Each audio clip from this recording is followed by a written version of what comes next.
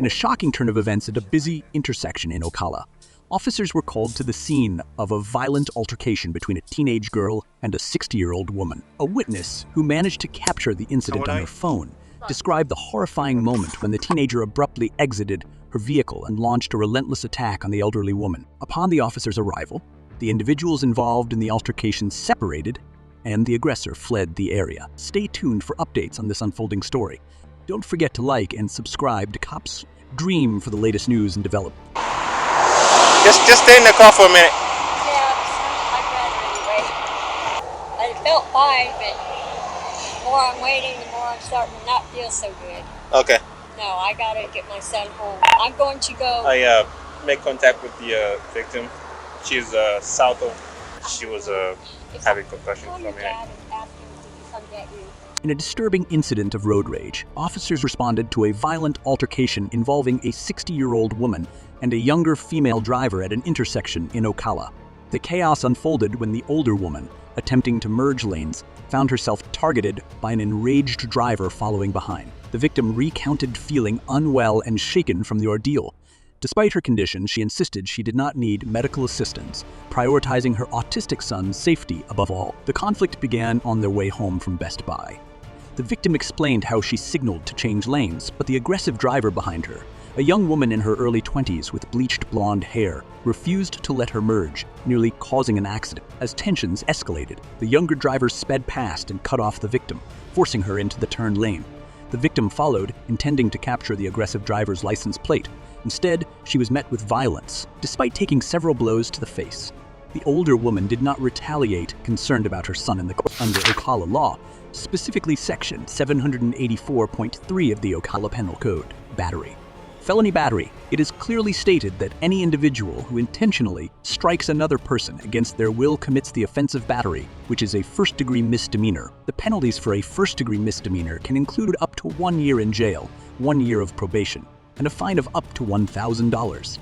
If the battery causes great bodily harm, permanent disability, or permanent disfigurement, the charge escalates to a felony of the 3rd degree. The penalties for a 3rd-degree felony can include up to 5 years in prison, 5 years of probation, and a fine of up to $5,000. This law is designed to protect individuals from violent acts and to ensure that perpetrators face serious legal consequences. Okay, so let me get you EMS. We'll check you out from here, and then you can go to the hospital. I've got lots of knots on my head. Well, we were on our way coming home from Best Buy, and I live out this way, so Okay. obviously it's not going this way. The previous light. 663 Kilo 5, we're good. Right. The one over there. Right. Okay. I was on, there's two south. I was on the outside. Outside lane. So obviously I've got to get over it. So as soon as I came through the light, there was a break in traffic. Yeah. So I thought, okay, I'll just get over now instead of waiting for them to drive down. I don't get over right. Right. That's not how I drive. I have incentive with my insurance to not drive. So I started to get over because Passengers quickly intervened, capturing the incident on video and calling 911. The footage showed the younger woman throwing punches even as the victim's son, urged by a nearby truck driver, tried to defuse the situation. Under Okala law, specifically Section 784.3 of the Okala Penal Code, battery. Felony battery. It is clearly stated that any individual who intentionally strikes another person against their will commits the offense of battery, which is a first-degree misdemeanor. The penalties for a first-degree misdemeanor can include up to 1 year in jail, 1 year of probation, and a fine of up to $1,000. If the battery causes great bodily harm, permanent disability, or permanent disfigurement, the charge escalates to a felony of the 3rd degree. The penalties for a 3rd-degree felony can include up to 5 years in prison, 5 years of probation, and a fine of up to $5,000. This law is designed to protect individuals from violent acts and to ensure that perpetrators face serious legal consequences. I wasn't anywhere near her car. She was way in front of me, so she had to come way back to me. Okay. I wasn't right behind her. Can you find that the video if you have one? I just a little shook up. So they didn't start videoing it until Okay. towards And this the is very end, this is her. but those were the last punches. No! Hey! Hey, don't fight that lady! Oh my God! No! Hey! Ma'am, get in your car.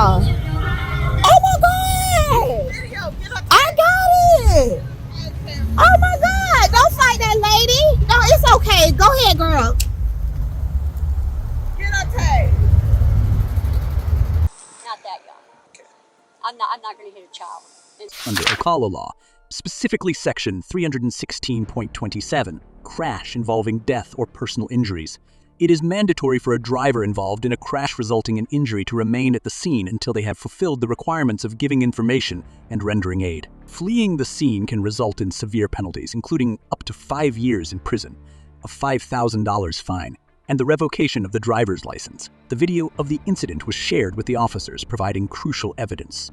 The victim expressed gratitude to the bystanders who stepped in and helped document the attack, ensuring the aggressor's actions were captured and reported. Initially, the victim didn't feel the full impact of the blows she received.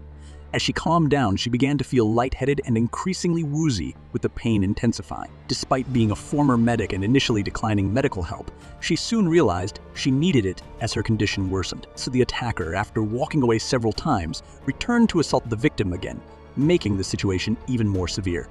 Eventually, EMs arrived to check on the victim, who had been hit hard in the head area. At 60 years old, she endured a brutal assault, leaving her with significant injuries. Initially, the victim didn't feel the full impact of the blows she received.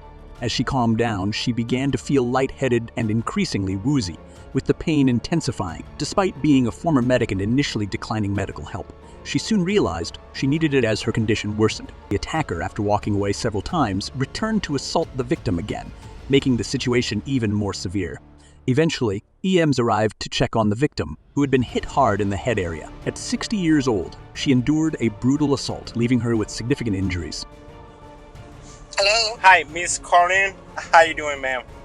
Fine. How you doing? Very good. This is Officer Orono with the Okala Police Department. Uh-huh. I believe you're the witness of the assault just that occurred over here. You know, somebody who was hitting on 6-year-old female. So can you just tell me, like, what you saw? We don't know what started it. Mm-hmm. All we know, we was at the light, and my daughter looked and said, "Oh, they're fussing. They're arguing like that." And so we looked back, and after we started seeing, she hit her.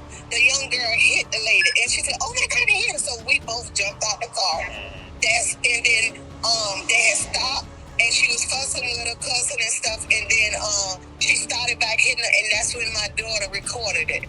The young girl went back to the lady car. You witnessed her throwing the first punch, right? Yes, my daughter witnessed her throwing the punch. We didn't see the older lady didn't hit back at all that we saw. Okay. At all. Right. That's the only reason we got involved, because she was younger than her. Yes, ma'am. Yeah, she was hitting her like real bad too. Like she was a goddamn teenager. I know. Yeah. So she ain't had no business, and they needed press charges on her. I hope she pressed charges on her. Yeah. Next, the police contacted Miss Karen, a key witness, to confirm the details of what transpired. Miss Karen recounted that she and her daughter were stopped at a red light when they witnessed the altercation. Seeing the younger woman assault the older woman, Miss Karen and her daughter immediately exited their vehicle and began recording the incident. Miss Karen promptly called 911 and provided the video footage to the police. Although Miss Karen was unsure about what triggered the altercation, she confirmed that the younger woman initiated the violence by throwing the first punch at the older woman. This account is crucial as it aligns with the provisions of Okala law under Section 784.3 of the Okala Penal Code, which classifies battery as a first-degree misdemeanor when one person intentionally strikes another against their will, armed with the vehicle tag information provided by the victim. Police officers swiftly left the scene to conduct an area search. During the search, they were able to locate and identify the suspect at their home. The police have arrived at the suspect's home. Let's hear her statement.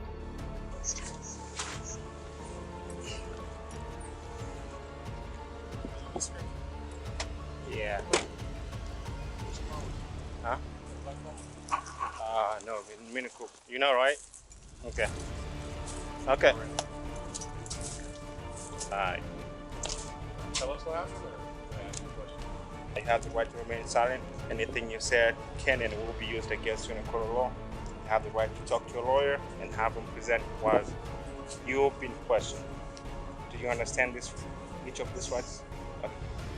So, we were at the light. Okay. And the lady is cutting in front of me. Mm-hmm. And she has a blinker on, but she's already like right here. She's about to hit me. Right. So I start walking. And she keeps cutting with me. So I swear to be the other way. And I throw a bottle at her. And then I walked to her, and then she walks to me, and she's in my face. I push her back, and then she is back in my face. She actually was taken to the hospital with concussion because they hit her so bad. And she was 60, little tiny grandma. You want to turn around from her? You see, the 20-year-old girl's statement does not match the accounts of the victim and the witnesses. Therefore, the police have decided to arrest her to proceed with the investigation. Under Section 837.5, Florida statutes, it is a criminal offense for a person to knowingly give to a law enforcement or police officer false information regarding the commission of a crime. Making a false report is considered a misdemeanor of the first degree, punishable by up to 1 year in jail or 1 year of probation, and a fine of up to $1,000. This legal provision aims to ensure the integrity of investigations and hold individuals accountable for misleading authorities. How old are you? About 6921.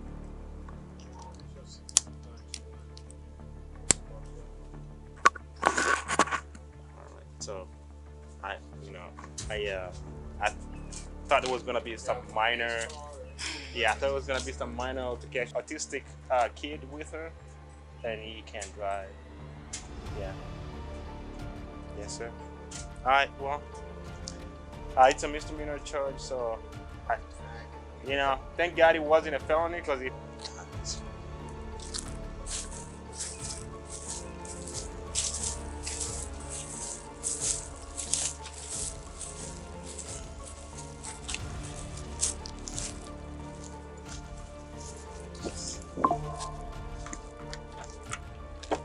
After the conclusion of the investigation, the suspect was charged with battery against an elderly woman.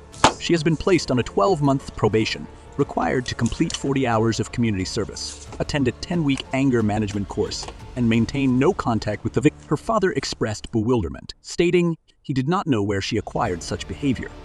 What are your thoughts on this case? Leave a comment below. If you found this report insightful, explore our page for more compelling content. Thank you for watching, and make sure to like and subscribe for our next videos.